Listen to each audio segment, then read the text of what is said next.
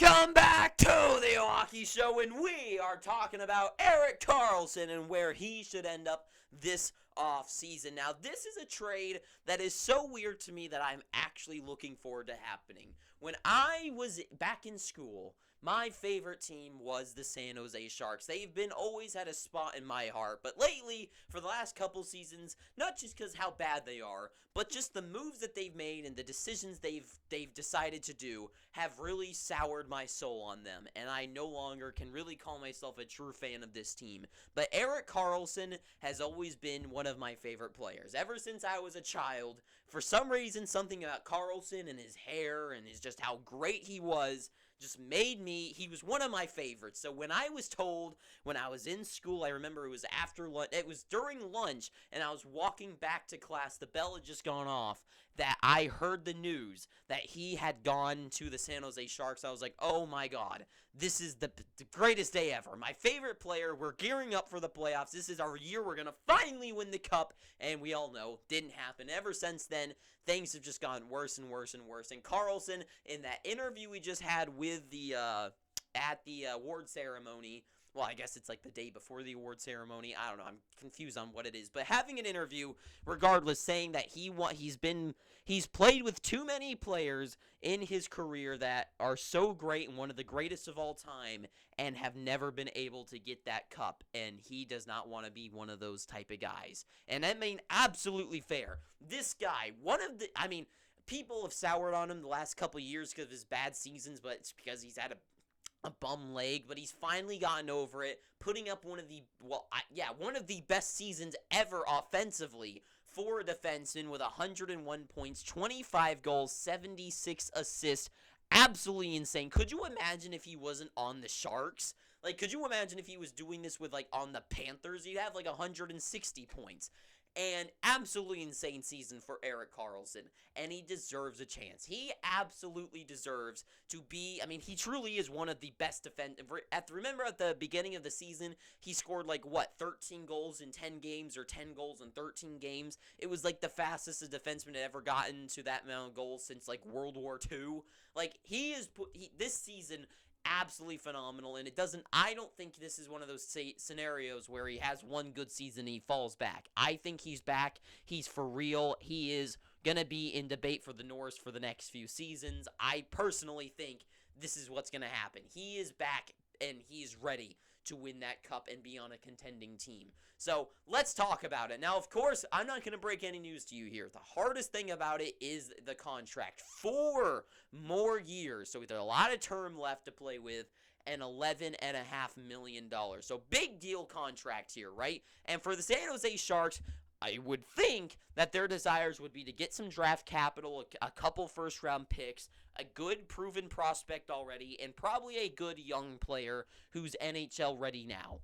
That would be their wants. Now, I will say that the idiot that they've hired as the new GM, Michael Greer-Cheese, the big idiot that he is, doesn't seem to actually know what the hell he's doing in his office. And his recent trades with the Sharks have shown that he's not a very smart person.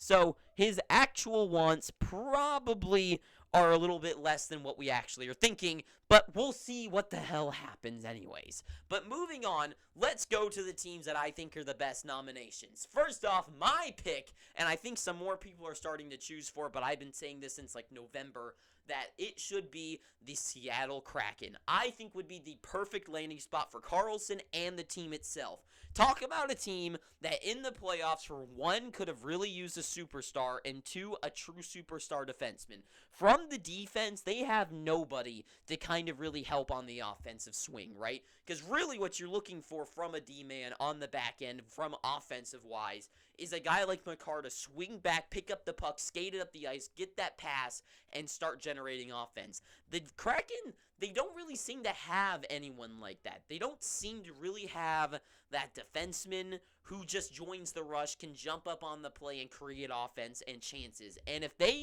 there was a team that could really use that crowning jewel of a superstar and a defenseman at the same time, it would be them. It's like the Infinity Gauntlet, and it's the final big, the Soul Stone, the middle one, the biggest one in the middle. That is who Erik Karlsson to them would be. And they have all the things, the assets needed to make this happen. Talk cap space, check there. Good prospects, check there. They've got a lot of them that they could trade away. Namely, I wouldn't think Shane Wright unless the Sharks really would be like, hey, that's the guy you got to give us. I think maybe they would be willing to do that and try to win now and not later, but I think that'd be foolish of them. Probably more Riker Evans. I mean, they got a lot of young, good stars that they could trade away. So for the Kraken, I could see a number of young guys being traded away in that move. And then also draft capital, they got a lot of that. They got a lot of first-round picks, second-round picks that they can move out for Erik Karlsson as well. So when it comes to assets and stuff, this is a combination that just makes too much sense to me. For Karlsson being that crowning jewel, and just it all just makes sense. This is the perfect trade in my head. Now the trade that everyone keeps talking about is the Edmonton Oilers being the number one team that's always in the talks for Karlsson. And to me, I think this would be stupid for both sides. For one, the trades, like the mock trades I've been seeing for the Edmonton Oilers, is for one, Darnell Nurse, because it makes sense, the cap for the cap, and then apparently people are trying to move out Evan Bouchard, which I think is the stupidest part of this whole thing. The Oilers have found themselves with a young, is he 22 or 23? He's one of those two. Very young, already proven himself defenseman who is going to only get better as he gets older. In the playoffs, absolute monster in the playoffs. He was a killer for the Edmonton team. One of the few players on that team that was helping out the team win other than McDavid and Draisaitl. And I think he actually led in points in that first round. I might be wrong there, but regardless, amazing offensive defenseman there who's going to get re-signed this season, this offseason. He's going to be looking for me $6 to $8 million. And he's a great young not even prospect. He's proven himself, and he's only going to have a bigger ceiling. And for Darnell Nurse, it would be stupid for the Sharks to move out that big salary cap for another big contract. Like, it would be stupid of them. It'd be the reverse of what's going on. And the reason people are bringing up Evan Bouchard as the guy to move out from the Oilers is because they don't really have any other young prospects to trade away. And for draft picks, I think they've only got one or none in the next 3 years. So with not a lot to give away for the Oilers. And for the Sharks wise, it's like, okay, Evan Bouchard would be great to have, and he's young, he's going to have a lot of years left, and if we re-sign him, great. But already, you bring on Darnell Nurse's contract. It just doesn't make any sense for the Sharks' perspective.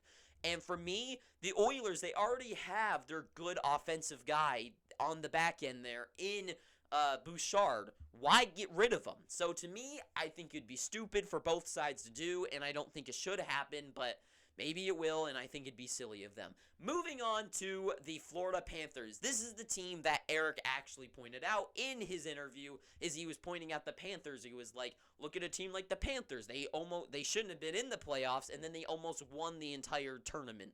And he's absolutely right, and I think this is, for me, I've been preaching the Panthers and the Kraken since, November. And for the Panthers, I think it would be huge, because this is the team that most heavily leans into being the most offensive team, right?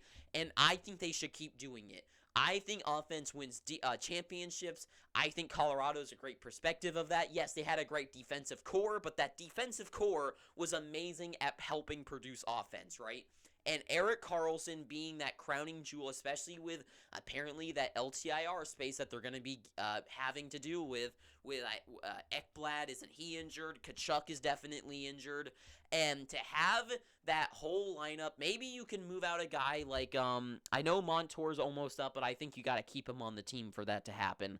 But if you could have Ekblad, Montour, and Karlsson on that defense and have those three out there at any point of the game, would be absolutely ginormous for the Panthers, to be that absolute killer onslaught from the defense. And what Erik Karlsson, I haven't even mentioned this yet, what makes him so great isn't that he has an amazing slap shot or amazing wrist shot or he's got amazing dangles or something. He is best at circling the zone and holding that puck and drawing the defense to him, which then creates openings for him to make a big pass across and gets him to those 76 assists that he gets. You think he's getting those 76 assists this last season because the guys around him are geniuses? No, the San Jose Sharks suck. He is getting those bad players opportunities to score by his play. He will skate in the corner, turn back around, cut back, come back this way, skate all the way around, and finally, after holding the puck for like a minute straight, the defense will open up a lane for him to send a huge pass across the ice for that just one-timer in the back of the net. And for the Florida Panthers, with how offensive they are, if they could have Erik Karlsson back there, skating circles and finally opening up the play, huge. I think they should go all in on him. And the thing is, though, I don't know how they can make this work. Because they could make the cap work, but I don't know who they would get rid of in return. The Panthers, another team that has like no draft picks and not a lot of young guys. I don't know who they'd be willing to give up. Maybe like an Anton Lundell, and then maybe like a Denisenko could be enough. I don't know. It would be hard to see where they can make this work out. And I think we've seen the NHL in the past, like, where it's like, I don't know how they'd make this work. And it's like, oh, they made it work. Maybe it could be one of those scenarios where I don't know, I don't see what would be the trade, but I think they would make it work. And especially with Gruyere Cheese being an idiot, I could see them making a trade work out there. So the Panthers, I think, should really lean into that, be that offensive team, and bring on Erik Karlsson. Then the Buffalo Sabres. Now, I know this is ridiculous, but I think this team is such an exciting team that I've been saying this for them for a while now. They need to capitalize on this. They were so electric this season that it's a shame that they didn't break it, but I think it's smart that they didn't break that streak and didn't make it into the playoffs. So now they go in next year with expectations, and if they can have a defense of Rasmus Dahlin and Karlsson, the two best Swedish defensemen in the world, plus Owen Power's growth as well as Samuelsson, would be huge. That defense would be phenomenal, and especially having Dahlin's great and he can generate offense. He definitely can. But for Erik Karlsson is a whole other level. And could you imagine the power play with Erik Karlsson and Tage Thompson on the same lineup? That would be killer. The most potent power play of all time, maybe. And those two setting up each other, Tage Thompson just being that ready for that big clapper, and then Karlsson skating around, gets it over for him, and then he fakes it, grabs it, does like a spinorama, and then like tucks it backdoor with a one-handed tuck in the back end. It would be so good. It would be so good, and they have the cap space to work. They definitely have the prospects to trade. Everything here could definitely work out for these two to work. Definitely, 100%. And next up, we've got the Toronto Maple Leafs. Now, the Maple Leafs, they're a team that I've heard maybe in the running, and especially with Brad Tree living in there now, and maybe he finally shakes up the core guys. I could maybe see this happening. Like, it could be one of those crazy moves that the Maple Leafs like to do, and maybe he throws out, like, John Tavares' contract and, like, 2 first-round picks. I don't know. I don't know how this... I mean, for me, I think it would... Unless it's, like... I don't know. I think this would be dumb. I think it would... I mean... Would it be great for them? Because they really don't have a defenseman on the back that really helps. I mean, Morgan Riley's great, but he's not, like, that true offensive defenseman. For Erik Karlsson to be the one on the team to help it, I think would be great, but I feel like at the same time, it's not really...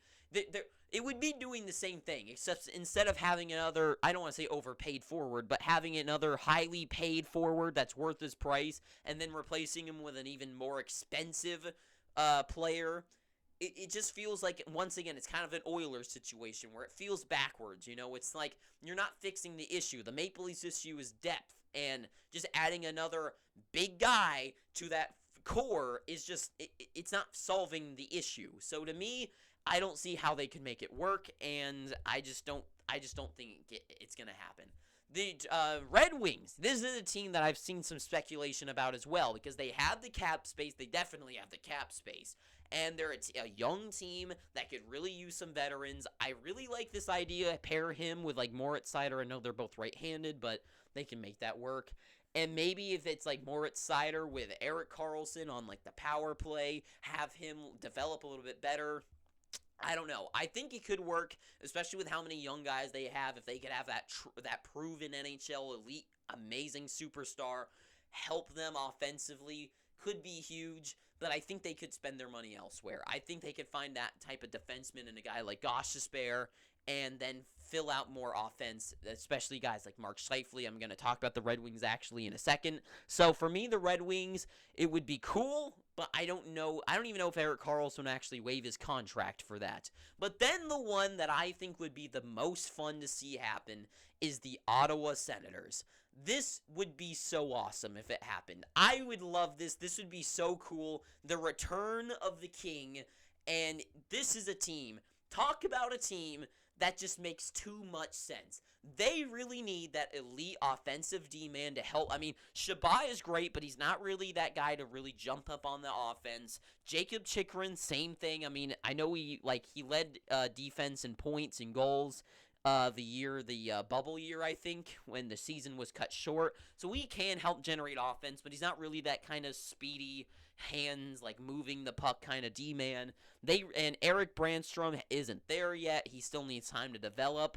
And talk about a team that could really use that guy in the back to help offense from the behind. Erik Karlsson, the return of him just makes too much sense. Get it? And I think this is just too perfect. They have the cap space to make it work. I've been seeing things like Josh Norris being a guy that can move out. I definitely think with him being young, and his high contract could be like a bad thing for the Sharks, but it is less than Karlsson's, and he's a young forward that could be huge. And I think he's one of the guys that they actually traded in that trade for Erik Karlsson. And this makes too much sense. They've got so much offensive talent up front that they need some guys to help from behind, and Erik Karlsson, just too much sense. Just too much sense. So for me personally, I think the team that needs him most is the Kraken. I think the team that would be coolest to get him, I think my picks for what I hope is the Kraken, Florida, Buffalo, or the Senators. All those four I think would really work, and I want to see it happen. It needs to happen. Karlsson deserves a chance to win, and I hope it does, and I think it will. So we'll have to just wait and see what happens. I don't know when. I think it'll probably be like before the draft, which is only in 2 days, so it's going to happen sooner than later. So I don't know. I guess we'll have to wait and see what happens, and that's all I got to say. So if you've made it this far, please, I'm begging you, pick up your free subscription, please. And until next time, too sweet, have an amazing day, and ta-ta for now.